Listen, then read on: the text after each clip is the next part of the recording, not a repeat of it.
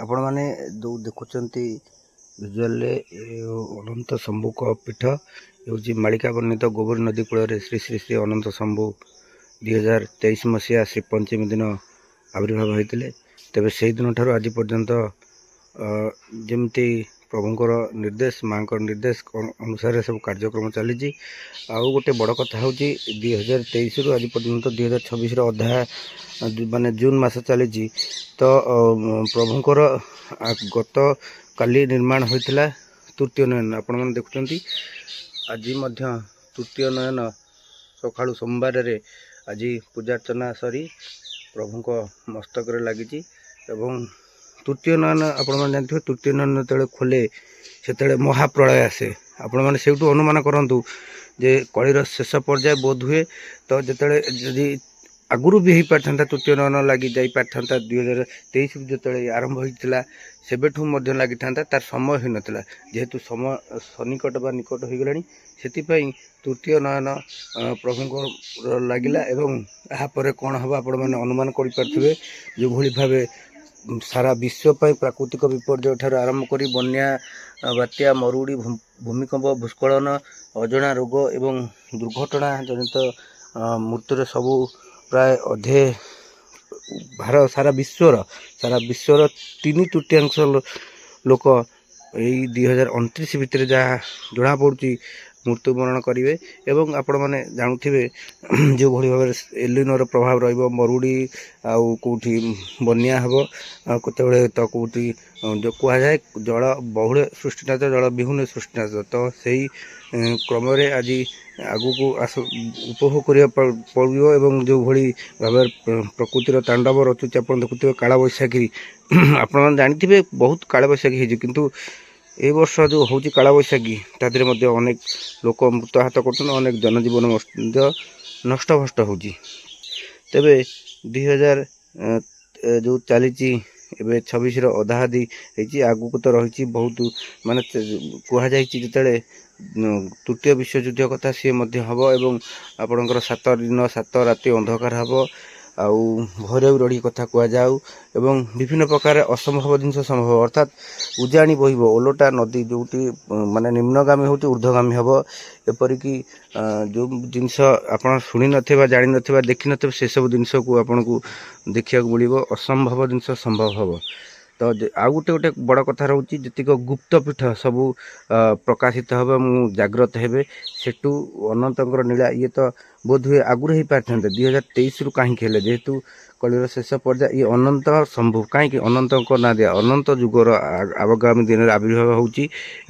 कली अनंतर चली समय आउ पर्टिकुलारी आगू को अनंतर नीला हम अनंत निजे रजा हे तो से अनंतर आविर्भाव चारिआडे हम एवं केवल यही स्थान नुह अनेक गुप्तपीठ गोबरी नदीर कूलक प्राय अच्छी पीठ गुप्तपीठ परिप्रकाश हम एवं से अनेक ओडिशार विभिन्न क्षेत्र भारतर हो ओडिशार हो अनेक गुप्तपीठ अच्छी सी परिप्रकाश हम आउ सबू लीला हम जो सबुठारु बड़ कथा पंचसखा ठार आरंभ कर 33 कोटी देवादेवी एवं जोगमाया 64 जोगी नवकोटी कात्यायनी समस्ते समस्ते आसवे कारण ये जो अनंत लीला समस्ते सामिल हे आप जानते सत्य त्रेता द्वापर कली जेते भक्त थे जेते देवादेवी समस्ते यही कली रे जन्म नहीं नरसर नहीं सारे अलरेडी नीला केवल बाकी अच्छी कला प्राप्त होना बोध हुए कि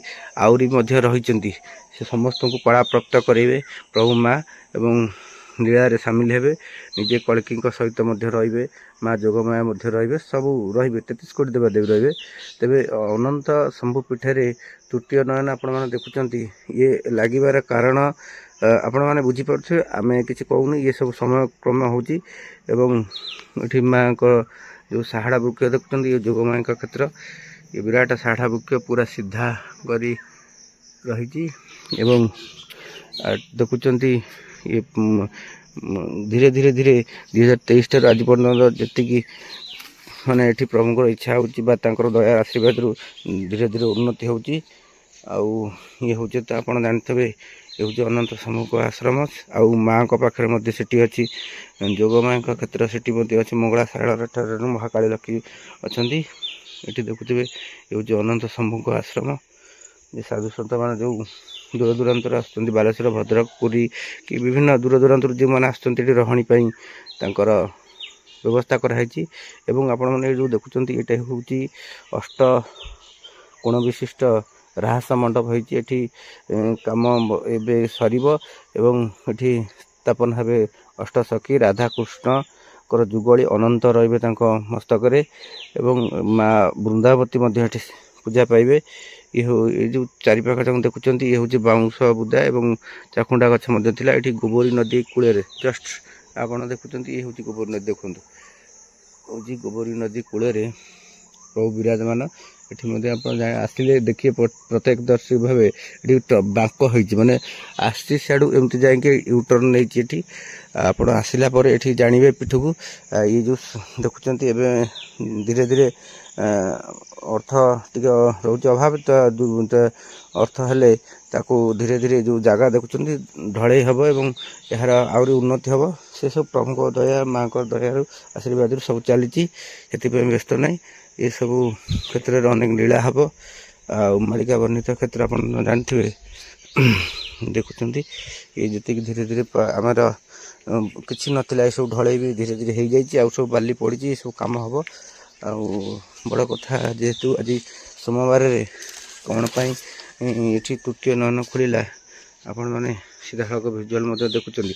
ଆଉ ଗୋଟେ କଥା ଦେଖନ୍ତୁ, ଯେତେବେଳେ ମହାପୁରୁଷଙ୍କର ଆମେ ଖୋଲି କହିବାକୁ ଚାହୁଁନଥିଲୁ, ମହାପୁରୁଷଙ୍କର ଯେତେବେଳେ ଏଠି ବଟବୃକ୍ଷ ଅଚ୍ୟୁତଙ୍କ ପୀଠରେ କଟା ଗଲା, ଛେଦନ କରାହେଲା, ତାପରେ ପରେ ଏଇ ବଟବୃକ୍ଷଟି ଉଠିଥିଲେ ଏବଂ ଆମକୁ ମଧ୍ୟ ନିର୍ଦ୍ଦେଶ କିଛି ଆସିଥିଲା ଯେ ଏଇଠି ମହାପୁରୁଷଙ୍କର ରହଣି ପାଇଁ ସେ ସ୍ଥାନଟି କରାଗଲା। ଏବଂ ଏଠି ମଧ୍ୟ ଗୋଟେ ଆଉ ଗୋଟେ ଅଛି ସିଗ୍ନାଲ, ଆମେ କହୁନୁ କାରଣ ଏଠି ସମ୍ପୂର୍ଣ୍ଣ ତଥ୍ୟ ପ୍ରକାଶ କରିବାଟା ଠିକ୍ ନୁହଁ।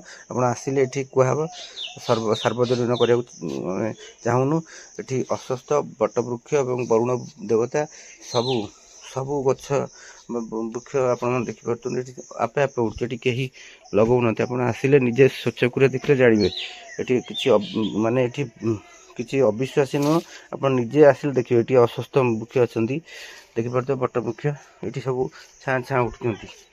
ଏଠି ମଧ୍ୟ ସାହାଡ଼ା ଗଛ ଦେଖୁଛନ୍ତି, ସାହାଡ଼ା ବୃକ୍ଷ। ଆଉ ଏଠି ମଧ୍ୟ ଲିମ୍ବ ଗଛଟି ଆପେ ଆପେ ଉଠୁଛି, ଏବେ ସବୁ ଉଠୁଛନ୍ତି। ପ୍ରାୟ ସେ ଯେଉଁ ମହାପୁରୁଷଙ୍କର ଯେତେବେଳେ ପ୍ରକ୍ରିୟା ଚାଲିଲା ଆପଣଙ୍କର ଦେଖିଥିବେ, ସେହି ସମୟରୁ ଏସବୁ ଛାଁ ଛାଁ ବା ଆପେ ଆପେ ଉଠିଛନ୍ତି। ଆପଣ ଜାଣୁଥିବେ ଏଇ ତୃତୀୟ ନୟନ କଥା କାହିଁକି ଏବେ ଲାଗିଲା। ଆପଣ ଆଉ ଟିକେ ମୁଁ ଦେଖାଉଛି। ତୃତୀୟ ନୟନ ଏଠି ପ୍ରଭୁଙ୍କ ମସ୍ତକରେ ଲାଗିଛି। ତୃତୀୟ ନୟନର ଅର୍ଥ ଆପଣ ଜାଣିଥିବେ। ତୃତୀୟ ନୟନ ଯେତେବେଳେ ଖୋଲେ ସେତେବେଳେ ବିଶ୍ୱକୁ ପ୍ରଳୟ ଆସେ, ମାନେ ମହାପ୍ରଳୟ। ଏଟା କଳିର ଶେଷ ପର୍ଯ୍ୟାୟ ବୋଧ ହୁଏ, ଆମେ ତ ଭଲସେ ଜାଣିନୁ, ଆପଣମାନେ ଅନୁମାନ କରୁଥିବେ। ତା ନିର୍ଦ୍ଦେଶ କ୍ରମେ ଏଠି ସବୁ ଚାଲିଛି, ତାଙ୍କର ଇଚ୍ଛାରେ, ତାଙ୍କରି ଦୟାରେ, ମାଆଙ୍କର ପ୍ରଭୁଙ୍କର ଚାଲିଛି। ଦେଖାଯିବ ଆଗକୁ କ'ଣ ହେଉଛି। ଆଉ ଆପଣ ଯଦି ଏଠିକି ଆସିବା ପାଇଁ ଚାହୁଁଛନ୍ତି, ଏଠି ଜାଣିଛନ୍ତି ଇଏ ହେଉଛି କଟକ ଜିଲ୍ଲା ମାହାଙ୍ଗା ବ୍ଲକ ଉଷୁମା ପଞ୍ଚାୟତ ଉଷୁମା ଗାଁ ମାଳିକା ବର୍ଣ୍ଣିତ ଗୋବରୀ ନଦୀ କୂଳରେ ଶ୍ରୀ ଶ୍ରୀ ଶ୍ରୀ ଅନନ୍ତ ଶମ୍ଭୁ ଆଶ୍ରମ ବା ପୀଠ। ଆପଣ ଆସିକି ଏଠି ଦର୍ଶନ କରିପାରିବେ ପ୍ରଭୁଙ୍କର। ସେଠି ମଧ୍ୟ ଆଗକୁ ଅଛି ମା ଯୋଗମାୟାଙ୍କର ଅଛି, ସେଠି ଜାଣିଥିବେ। ସେଠି ଆସିଲେ ଏଠୁ ଦୁଇଟି ଦର୍ଶନ ପାଇବେ। ରହୁଛୁ, ନମସ୍କାର, ଜୟ ଜଗନ୍ନାଥ, ଜୟ ପଞ୍ଚ, ଜୟ ମା ଯୋଗମାୟା ଆଦିଶକ୍ତି ପୂର୍ଣ୍ଣ ବ୍ରହ୍ମ ନମଃ।